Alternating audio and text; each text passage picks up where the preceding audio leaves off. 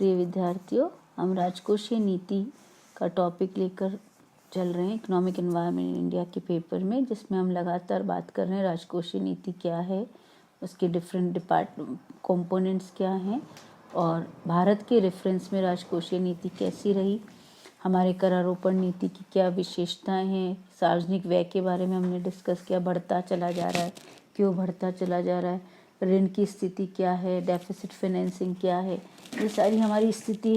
फिर हमने ये भी देखा कि हमारी जो राजकोषीय नीति है, इस राजकोषीय नीति की क्या कमियां हैं।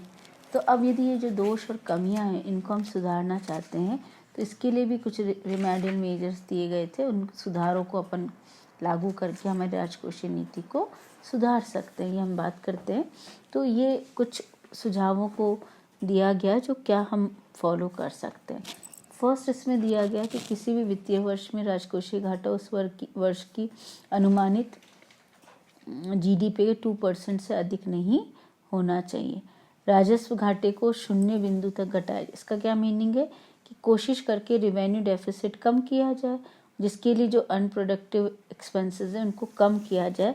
उससे क्या होगा कि वो जो प्रोडक्टिव एक्सपेंसेस हैं वो तो होंगे, पर अनप्रोडक्टिव एक्सपेंसेस कम होने से टोटल जो अपना रेवेन्यू है उसमें मतलब कमी नहीं आएगी, बल्कि वो रेवेन्यू बढ़ेगा।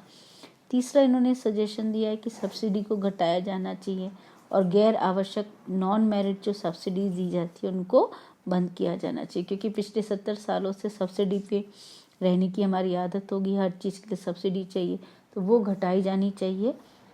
नॉन मेरिट सब्सिडी को भी बंद किया जाना चाहिए और अपने एक्सपेंसेस को कम करना चाहिए। चौथा बात कही गई कि कर के दायरे को बढ़ाकर भ्रष्टाचार, कर चोरी की रोकथाम के द्वारा सकल कर राजस्व में प्रत्यक्ष करों के अंश में वृद्धि की जाए।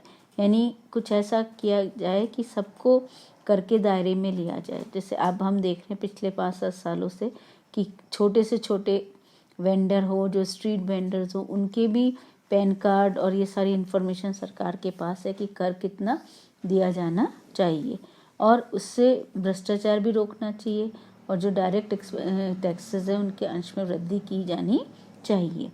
राजकोषीय निपुणता के द्वारा गैर योजना व्यय में कटौती की जानी चाहिए। जो इतना ज़बरदस्त फिजूल खर्ची होती है, नॉन प्लान एक्सपेंडिचर बहुत ज़्यादा होता है, तो किस तरीके से उनमें कमी की जाए, सोचना चाहिए कि उपाय ढूंढने चाहिए सरकार को, और नॉन प्लान एक्सपेंडिचर में कमी की जानी चाहिए। फिर बात आती है CPSU और जो स्टेट के लोक उपक्रम है, पब्लिक सेक्टर अंडरटेकिंग है, उनमें डिसइन्वेस्टमेंट और प्राइवेटाइजेशन किया जाना चाहिए और इसमें भ्रष्टाचार को कम किया जाना चाहिए।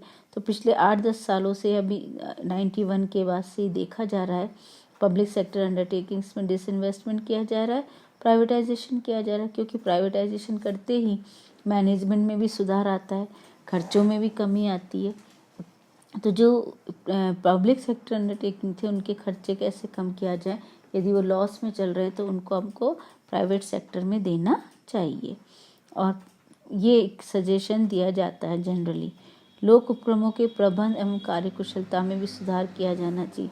जो प्राइवेट सेक्टर के अंडरटेकिंग्स हैं वो क्यों चलते हैं, क्योंकि उनमें प्रबंध बहुत सुदृढ़ होता है, कार्यकुशलता की वहाँ पे अलग तरह से बात होती है, तो वो इसलिए वो प्रॉफिट में चलते हैं। और जो पब्लिक सेक्टर अंडरटेकिंग्स है वहाँ पे प्रबंध की कार्यकुशलता में कमी रहती है, जो एक बड़ा रीज़न है उन खर्चों को बढ़ाने का। तो यदि हमारा मैनेजमेंट अच्छा होगा तो पब्लिक सेक्टर अंडरटेकिंग भी अच्छा वर्क करेंगी और इनकम बढ़ेगी।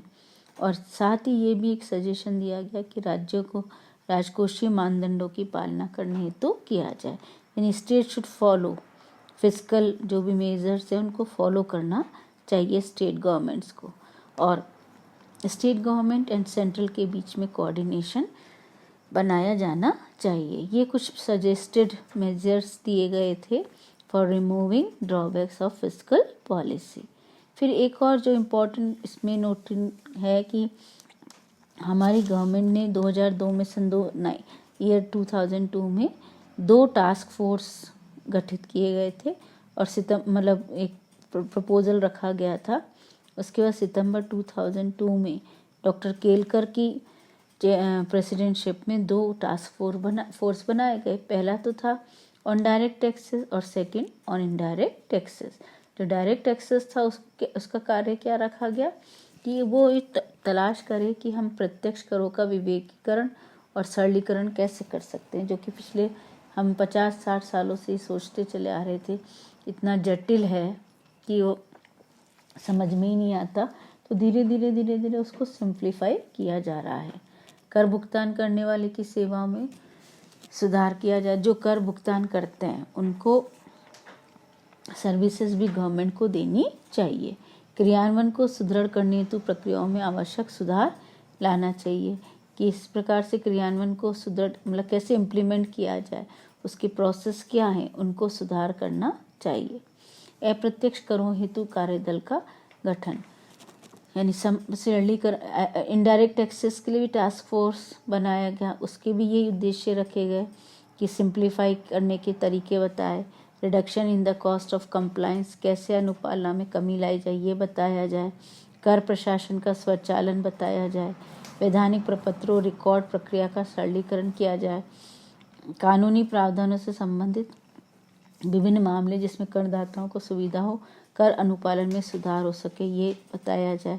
तो दोनों टास्क फोर्स अपने डायरेक्ट टैक्सेस और इनडायरेक्ट टैक्सेस पे क्या सजेशन देते हैं, इसके लिए इन्होंने बात की। तो दिसंबर 2002 में इन्होंने अपना रिकमेंडेशंस दी थी और इन्होंने कोशिश की कि किस तरीके से डायरेक्ट टैक्सेस का सिंप्लीफिकेशन किया जा सकता है और करों की वसूली के द्वारा अमाउंट को बढ़ाया जा सकता है।